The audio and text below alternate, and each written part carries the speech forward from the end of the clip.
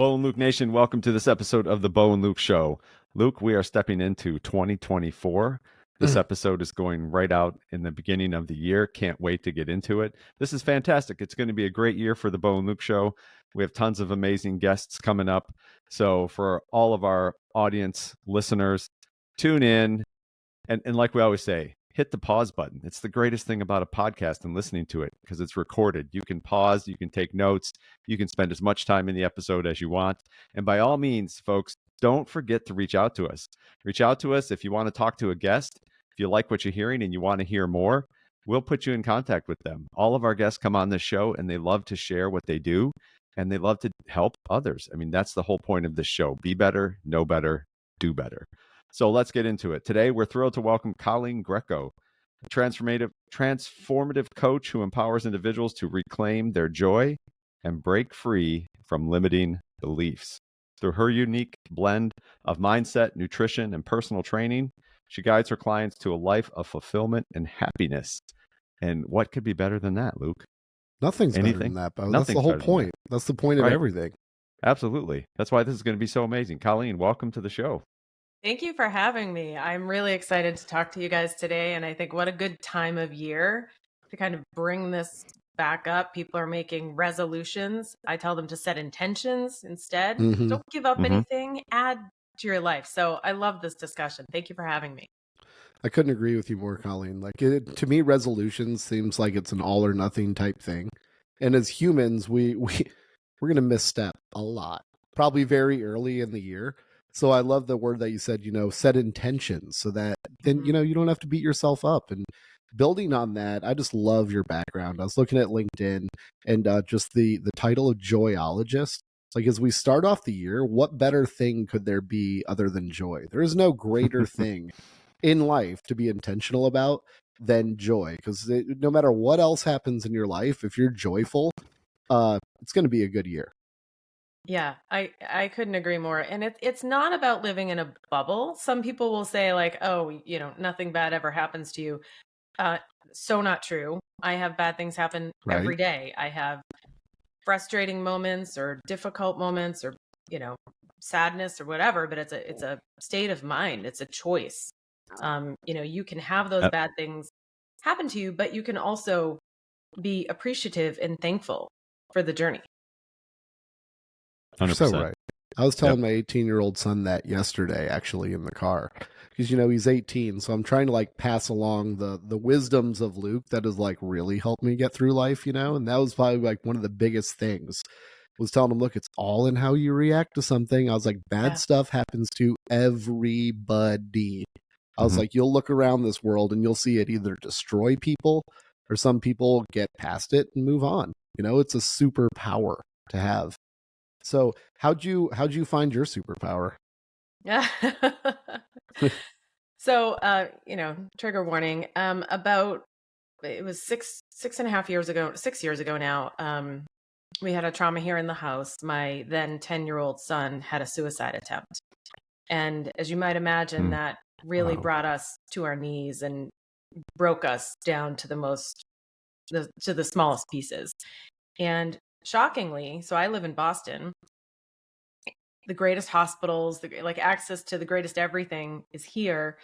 And there were no therapists or doctors that would help us.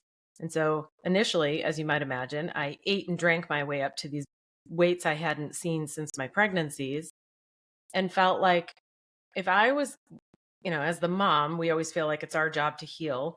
If I was going to heal my family, I had to heal myself first, and I had to be a good role model for them. And so started on this weight loss journey. And overall, I lost 52 pounds. But when I was about 35 pounds down, I was talking to my coach about how do I develop these strategies to make sure I never get back to those weights again?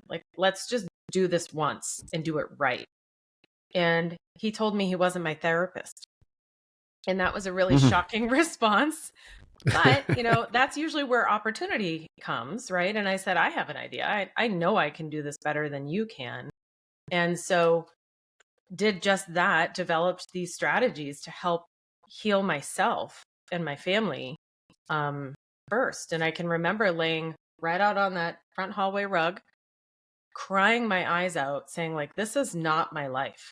This is not my life. Just knowing that there was more out there for me, there was better than this, because this is not what I signed up for. That was enough at the time to begin that healing journey. And I'm so happy to say, and I probably should have said this a little bit earlier to not keep people hanging, but he's just turned 17. He is beyond thriving. I like to say he annoys me the way that 17-year-old boys should, right? But he's a great kid. He's really responsible. He has a great group of friends. And he's just amazing. And so we're all doing really well. And so I have such gratitude for that time in our lives that I didn't even think was possible. And that's kind of what brought me to where I am today. Wow. I can't even imagine being in your position. I mean, 10 years old, that's such a sensitive time in the relationship for a family, you know, because you're just all the diapers and everything you go through leading up to that point and teaching them. Not to say that it like takes anything away when they're older in age at all. And like that's not what I'm saying at all. But that is just at such an extra sensitive age because you're so close to being their everything in the world. That just must have been devastating. And I knew just from lots of, I guess, research and experience over, the course of my life, that generally when things happen to you, it's in that like 8 to 11, 8 to 12, 8 to 13-year-old range. And so when this happened, I thought that like our opportunity to right this wrong is literally right now. If we reprogram him now, he isn't going to have that victim mentality. He is going to have that like, fighter survivorship mentality. And that's exactly what happened.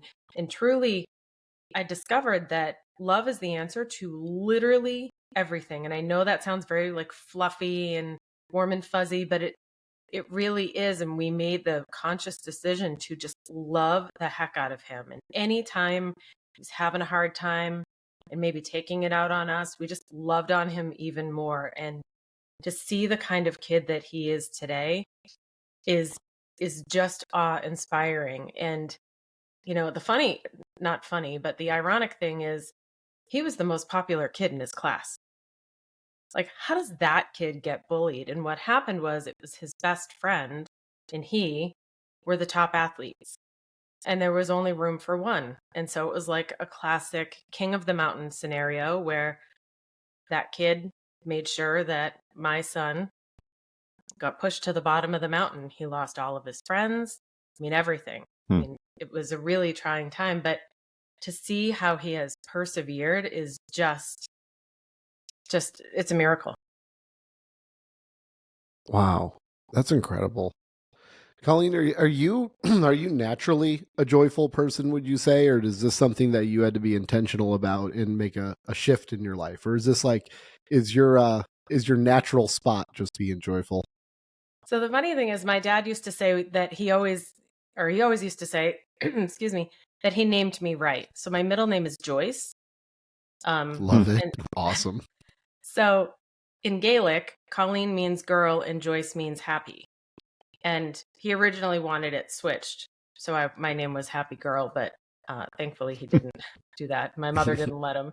But yeah, I think I was always just lighthearted. I come from, I'm the youngest of 7. And there were lots of kids ahead of me with lots of different issues and challenging my parents in any way you could possibly think of.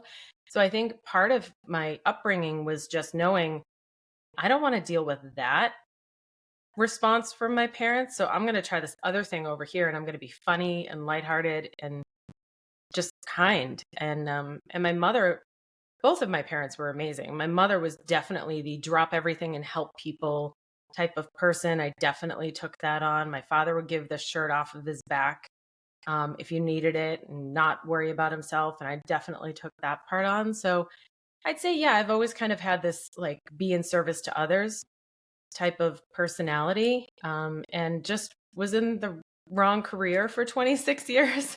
And it was this trauma that really put me on the path to where I know I need to be. Yeah. So Coleen, with that, if we jump into the mindset coaching piece, right? Yeah. And knowing what shaped your journey to where you are today, because I mean, we get a lot of engagement when we're talking about mindset, right? Um, but how do you train somebody who doesn't fully understand, like, how to change their mindset, how to get to a different space, how to not react negatively, like Luke was talking about earlier, in different situations, and how do we train people to adjust their mindset at a younger age versus waiting until you're more mature and now you're 50 years old? And I feel like, even for myself, wow, I'm just figuring out mindset, right? And how this really impacts my life, so that you're not like a roller coaster and you're up and down throughout the year with your mindset. Um, how have you come about training people to actually do that, actually change their mindset? So the most empowering part of my journey that now feeds everything I do is when I realized I told myself these stories. So, Mm, when I was 10, or no, 11, my cousin called me fat. I wasn't. I was super thin, just tall. And but I what happens is that makes its way into the ego, which is this massive computer in your head. And it's mhm, always at the ready to serve up a story. So, the next time maybe I was in a outfit that was a little snug, well, that's more evidence that I'm fat. And then I, couldn't wear the thing that my 5'2", because I'm 5'7", my 5'2" friend could wear. Well, there's more evidence that I'm fat, right? So the ego just works to serve up those stories. And so working with people to say, let's look at the facts versus the emotions and being able to separate those, and the facts are, if I look at my weight right now, if I look at the size of clothing, if I look at how I actually look in the mirror, my measurements, whatever, can I say, taking myself out of the equation, that using that data, that I'm fat? It's like, no, you could never. For example, I wear a size 2. Show me one example of somebody anywhere in the world, right? And like, mhm, I know that word is, first of all, a hated word. I don't even let the kids use it in my house because I think it's terrible. But it's just an illustration of something that I had gone through in the past. I right. have I have clients that um, think that they're not good enough. And again, we look at, like, show me the evidence. Show me the evidence. And when they can't produce the evidence, they have to tell themselves another story. They realize that they have programmed themselves. And if you program yourself Mhm, one way, you can reprogram yourself another way. And you'll continually fall because you're human. But I always say the victory is in the response time. So maybe you would have stayed down in that belief system for months, and now it's weeks or days or hours, right? Like, you get faster and smarter about it until you eventually let it mhm. go. What about when the person can produce the evidence? And I'd say, what if they look in the mirror and they truly are fat, or they're obese, and somebody told them that, and then they're looking and they're like, well, I really am. How do we get them past that point to where it doesn't take them downhill, but they actually step into a new mindset to make change? So, one of the things that I strongly encourage is, like, what are we doing to improve the situation? If this is Mhm, the reality, that you're obese, are you truly making those changes that would improve your health? And it also depends on what their goal is. I mean, maybe they're perfectly comfortable the way that they are, and they just need to work on that firm foundation of self-love, like loving the skin that they're in, saying, I'm beautiful now, right? So mhm, it every client's a little bit different, and it depends on their goals, but really understanding that the external doesn't matter, it's what's inside. And when you can heal your heart and you can have that firm foundation of self-love, you can't look at yourself the same way in the mirror. It's literally impossible. So I for people that have no self-love, the first thing I make them do every single day is look in the mirror and say 3 nice things about themselves. And some of them are like, well, I guess, like, I have nice earlobes, right? Like, as basic a mhm, compliment as they can give themselves. because eventually over time you get more comfortable looking at yourself. You start to notice other things like, oh, I actually like my smile. Oh, I have nice eyes, right? Like more physical features. And that is how they begin that firm foundation of self-love. I think that's so important, and I'm glad that you went down that road because I think it's the key. And even if you look, even if you know, even if a physician, and we'll just stay on this topic about if you're overweight or if you're in that obese place, Mhm. to truly make change that's going to be lifelong, impactful change, which gets into your other lines of work with nutrition coaching and personal training. As long as you love, if you get to that spot, the self care, the self love, I'm a good person. Like I love who I am, right? Inside. I think you're more prone to then take the actions you need to take to make the physical changes to better your health and your Yeah. well-being and your wellness overall. But if you Yes. hate yourself, you're just going to keep hating on yourself and you're going to keep treating yourself, I mean, badly, right? Which is Yeah. a really bad place to be. Well said. Affirmations are magical. Magical affirmations are. You could. I love what you said, Colleen, because you could. I use those all the time for like, but I use them a different way. I use them for things that I'm not necessarily. But then by recognizing it, I find myself when I use those affirmations doing the things that I'm saying. So like, even though because I'm kind of fat, let's be honest, but that's okay. But I'm happy. But if I wake up every morning and I say I'm healthy, I am healthy. I am healthy. I'm present. Those are ones I actually use. So I'll say like I'm healthy, I'm present, I'm loving, and I'm creative. Something like that. If I say those like for what I want to be that day, I will look for reasons in my life to be that way. So it might be Right. a little, I might be like, oh, I'll just go do a quick 20-minute Peloton ride. Or you know what? I'm going to have a salad instead of a bowl of mac and cheese or something like that. And my gosh, it works so well. Yeah. So, and what you're referring to is the difference between a scarcity mindset and an abundance mindset, right? And when you're in a scarcity mindset, you attract more scarcity. When you start to be in an It's abundance true. mindset, like the truth is, the three of us sitting here right now have it all. I'm just guessing you're in a warm environment. You're not sitting out in the freezing cold. Looks like you're not, Yeah. right? You probably have food in your stomach, I would imagine. Mm-hmm. Like, so the roof over your head, food in your stomach, people that love you, like what more could you want? Right. And so as you Right. begin to adopt that abundance mindset, more abundance comes your way. But, to your point, Bo, like the better you feel, the better you treat yourself.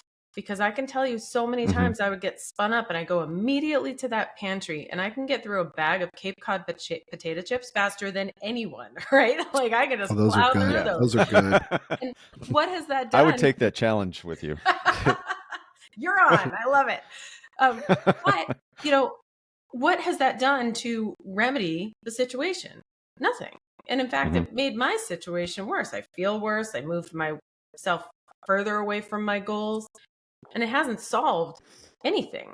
And so, breaking that emotional connection to food and saying food's job, literally, for everyone listening, food has one job, and that is to keep you alive. If you're putting unfair expectations on food, like it's your friend or it's your weapon of choice, that's a little unfair. That's like, when people put unfair expectations on you, you're like, hey, wait a minute. Well, we do that with food and alcohol and drugs, I assume. Mhm. But it's kind of like putting things in their place where they belong and having a healthy respect for that. I love that. So is this all what kind of led you to create your SNAP method? And could you explain to us what that is and how it works? Yeah, so the day, the I'm not your therapist day that my nutrition coach laid on me, I was like, well, it's on you, girl. So I went outside. It was a nice day.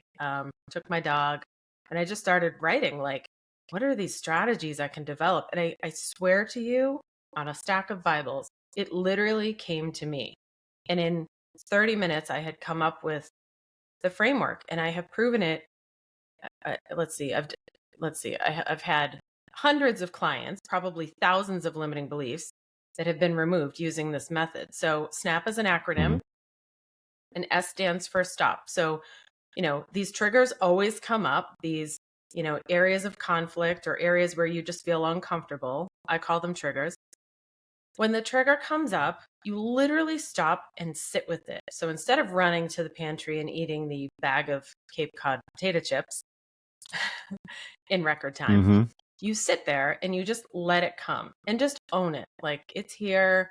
I have to just sit with it and kind of respect it. Because it's truly your body's way of saying that there's work to do. Like, you are out of alignment. N stands for notice. And this is when I tell people, grab a notebook or your journal or whatever and start to record all of the symptoms, because you have symptoms when these triggers come up. For me, I get that lump in my throat. Some people break out into a sweat or they shake or they get that tightness in their chest. Everybody's a little bit different. I'm a throat person. So when I feel that lump in my throat, I'm like, there it is again. So I record all the symptoms and the story as I believe it to be. So this isn't the time to judge your story and say, like, was I being too harsh? Should I have done this differently? No, just assume that everything you're thinking is the actual truth and write all of that down. And as you're able to record that, the pen, for a psychological reason that I really can't explain, the pen doesn't allow you to lie. There is a connection between your brain, your fingertips, the pen, and the paper that you can't break. You can't really replicate it as well as if you were writing it on paper.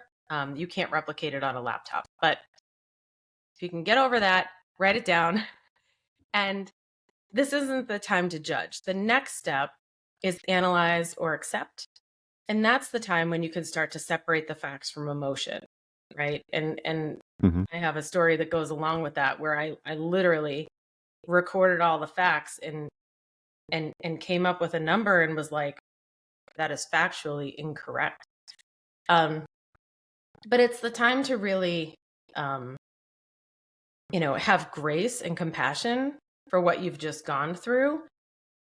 It isn't that you're a liar. It's that you have a belief, like one version of the truth that you believe to be true. The last step is P, which is practice gratitude. So this is when you thank the trigger for coming, because again, that's your body's way of saying that there's still work to do. But I also love it because it keeps me humble. It reminds me that I'm human. I think, Luke, we were saying that in the early parts of our time together today, that we're all human. Like, we make mistakes. We, overestimate and underestimate and, aren't always fair to ourselves or other people. Big deal. Just look at it for what it is and then make a decision about, do you want to let this go or leave this in your life? And if it's let it go, you can literally do that right then and there.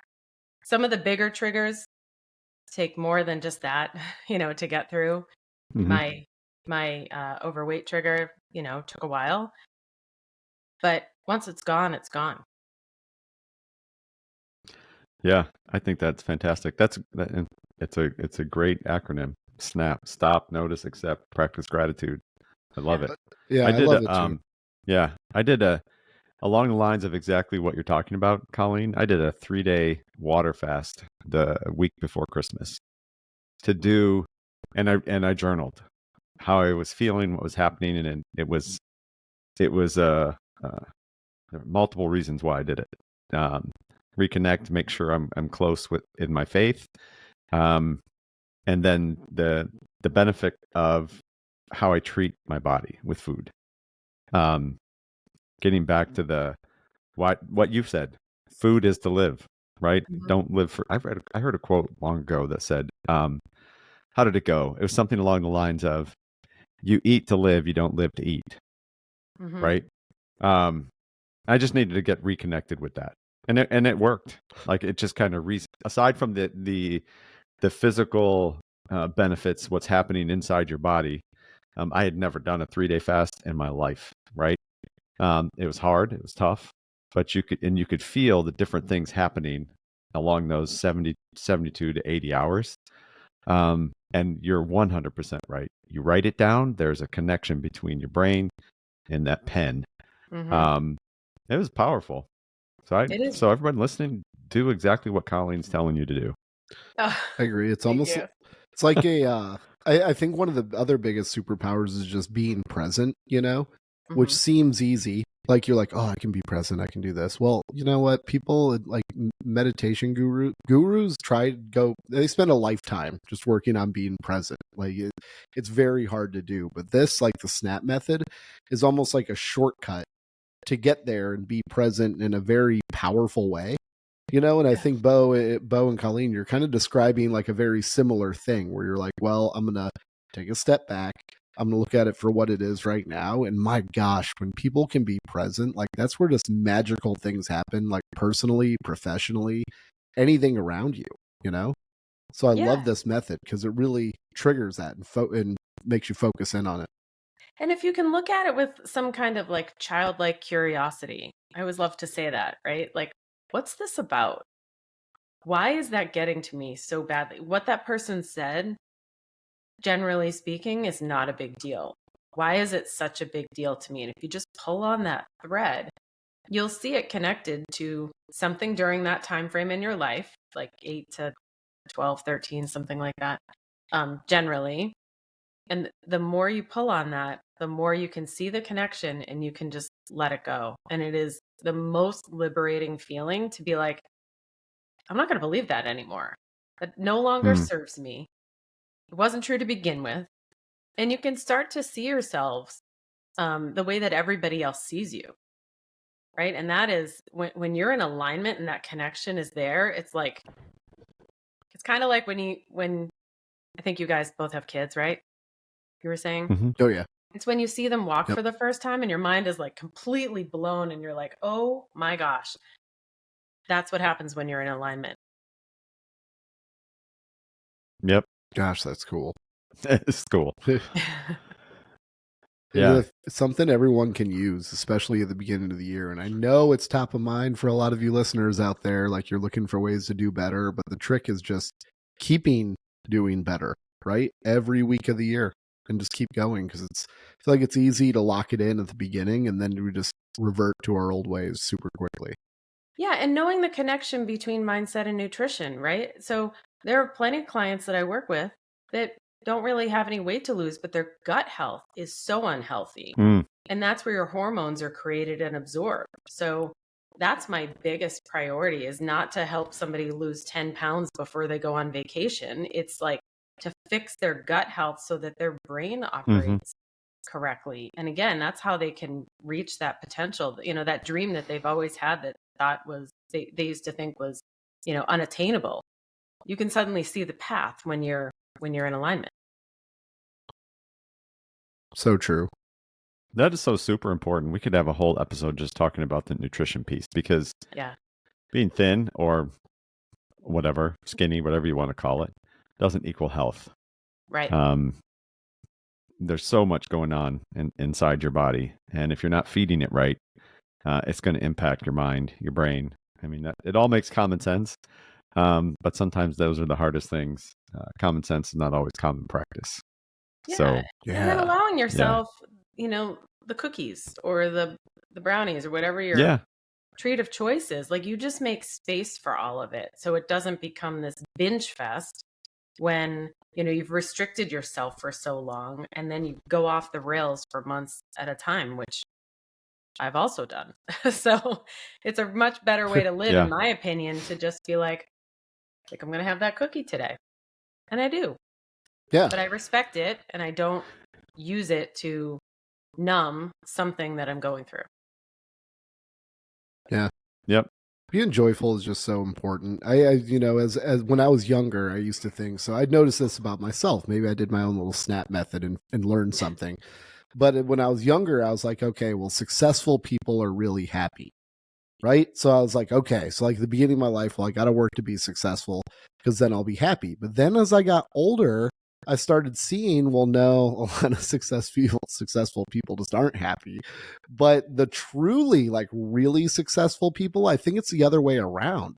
That the joyful people were actually successful because they were joyful and happy. And like a magnet, it came to them and other people were attracted to that. and they got more successful because of that. So it was weird, like just seeing as you grow up and watching people. That was something that I learned, and I wanted to mention it just for the listeners so that they can know, like, it's not the other way around. Like, it's not worth it just to not be joyful to go and chase success, because I'll tell you what, it's probably not going to happen. But if you're joyful and happy, people are going to want to be part of that. Like, they want that for themselves, and that's how you get people on your side to go further. I'm so glad you mentioned that, because I do tend to forget that I had the big paycheck. I was in IT marketing leadership. In a company that went public, I had the paycheck and the stock, and I was miserable. I was literally dying inside and had no idea that I was miserable. And again, as a generally, lighthearted, happy, silly person, I wasn't laughing anymore. Like, I would watch. Okay, so Schitt's Creek is one of my favorite. Great show. Amazing. Like, I've only seen the whole thing like 7 times. It's fine. But understandable. The first couple of times I watched it, I would just kind of be on my phone and I'm like, like, how do you not laugh? I had no idea that I was incapable of laughing anymore. And until I made these changes and I realized what life was really all about and how to truly be present, to your point, and to live, I had no idea. So sometimes, it takes a really big mirror for you to see what really matters. And again, that's part of what I believe my purpose is to prevent people from having to get to the level we got to here, and show them that mirror early on so that they can make those changes, make those pivots, and live the life that they were meant to live, not the one they think they're supposed to live. So true. Yeah. Yeah. Luke made a comment during a previous episode. We just put a video clip out about it in the past week or so. Luke, you made a comment, if you recall, about society and people like determining their goals, and society pretty much tries to force you to have goals within a certain box, right? Because that's what you think's expected of you, the society wants you to do. So you kind of then make your goals based upon what I'm expected to do, right? Society being, it could be your family in your home, it could be your workplace, it could be whatever, right? Just in general. And then you end up setting goals for yourself for the year that really have nothing to do with who you are as a person. And so I think that comment, Coleen, is spot on. I think it's amazing. Yeah. And if we can all give ourselves a little bit of time to take that step back and say, why am I doing this? What is this about? And I've done a lot of work to, really understand what's going on internally. And I realized the way I make decisions, and I was talking about this with someone yesterday about my human design. I don't know if you guys have ever done your human design, but it is like fascinating. If you haven't, I'll send it to you. I want one. I'm called a manifesting generator. And the way that we make decisions is like, I have this like internal hell yes or hell no. It's like that black and white. And sometimes I don't pay attention to the hell no. And so I find myself like socializing with 15 different people. Tell me what you think about this. And I'll just go on and on and on. I'm waiting for you to be like, Coleen, you're crazy. You should do it, even though I know it's wrong. Right. And it's like, that is a no. I'm just taking a while to get to the no, but that is a no. And it's wild to me that I've done this my entire life. And so now I pay really close attention to it. And anytime I get the kind of feeling, it's a no. Good. Yeah. Well, I'm getting there, right? Like, it takes practice, but yeah. I'm not so I don't know if we're ever anymore. Sometimes now it's like 2. Sure. And I think as humans, we're never, chasing perfection is just never going to happen. Right. Yeah. So I think a big part of it is just being easy on yourself, learning how to laugh it off and just be okay with the mistakes. Cause I'll tell you what, like, at least in my experience, perfection ain't gonna happen ever. No. So, if we can just be like, laugh it off. I love that show. What was it? It was with Jonah Hill on Netflix, where with his therapist, and he talked about his day about stringing together pearls.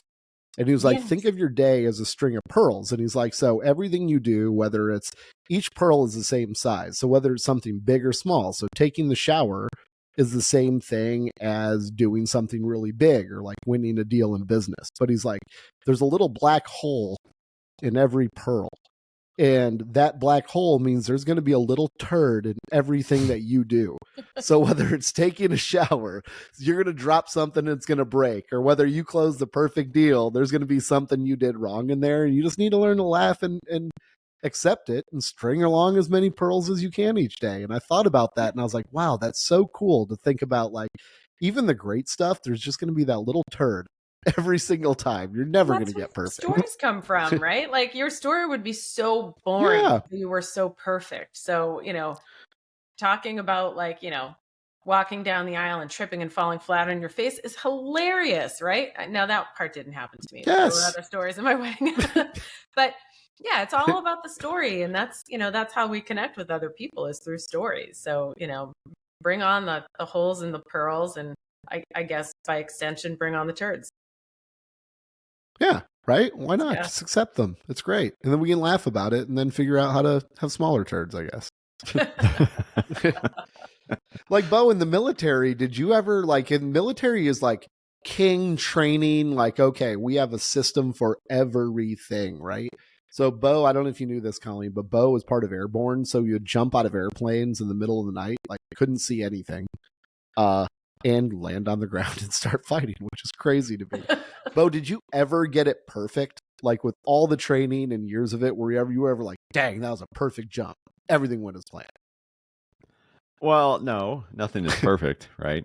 Yeah. So even I agree with you. There's turds and everything. Something always goes wrong, a little bit wrong, or something that makes you laugh or makes you say, gosh darn it, man, I should have done X, Y, or Z to make it a little better, right? I was trying to enjoy. I had a turd happen the other day, and I just had to laugh because in the moment I was thinking this exact same thing. And I got into cold plunging, Coleen, I don't know, a couple months ago. So, and I love it. And I was doing my cold plunge, and I was in the middle of the day.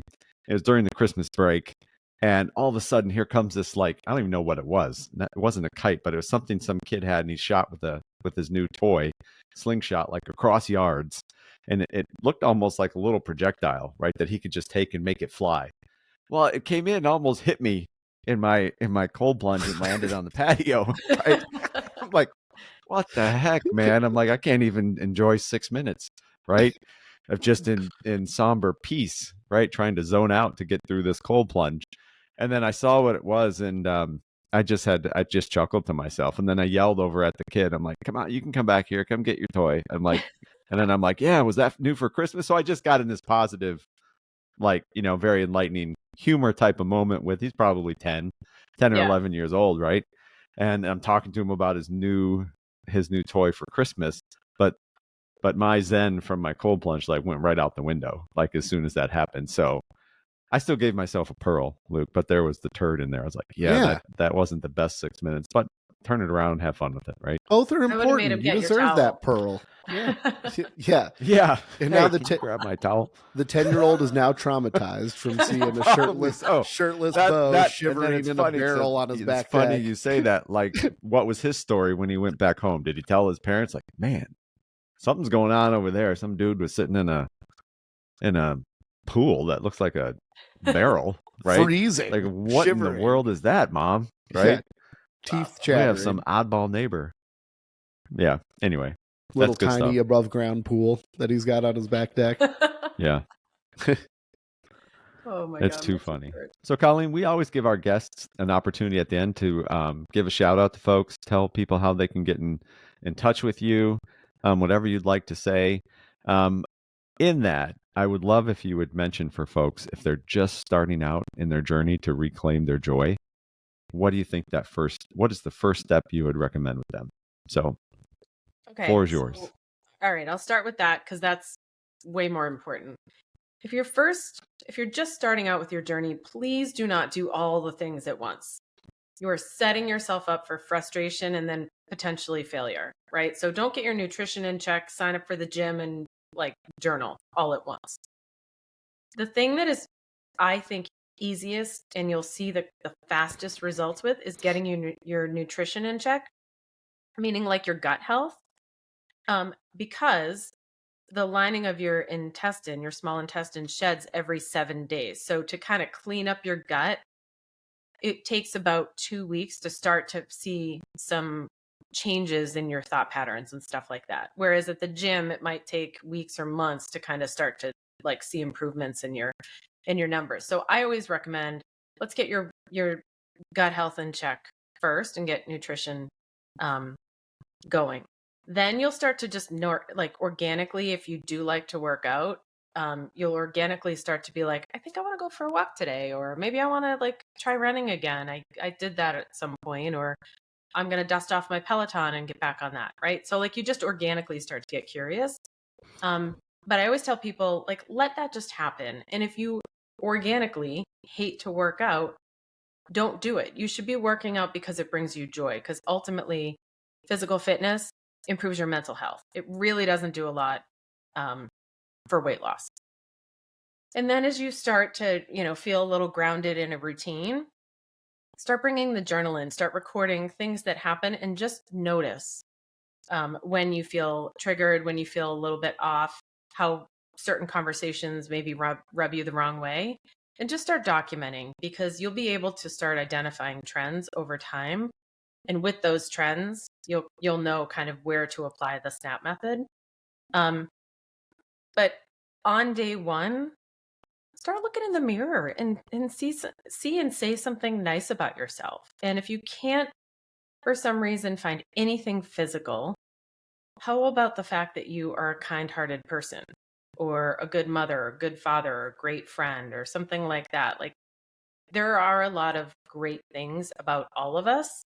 And I would really hope it would be easy to find 3 things that you could say and start that practice every single day. And then in terms of where to find me, Instagram is the easiest way. That's at the Coleen Greco. Coleen was misspelled when I was born, so that's Coleen. I was the youngest of 7, remember, right? Like my mom was like, That's right. whatever, she's alive, we're good. So at the Coleen Greco, COLEENGRECO, and my website's ColeenGreco.com. And I'm just so full of gratitude that you guys had me on today, and we had such a fun discussion. I appreciate it. You're the best. Absolutely. I just followed you right now. Oh, thank you. Boom. Good job, Luke. Oh, gosh, absolutely. Yep. Well, Bo and Luke Nation, you have been listening to Coleen Greco. Make sure that you take her advice. Go check out her website. By all means, look at everything that she has out there. It's a very good website. I really like it. It's very well put together. Great content. So go check it out, ColeenGreco.com. And with that, that's a wrap.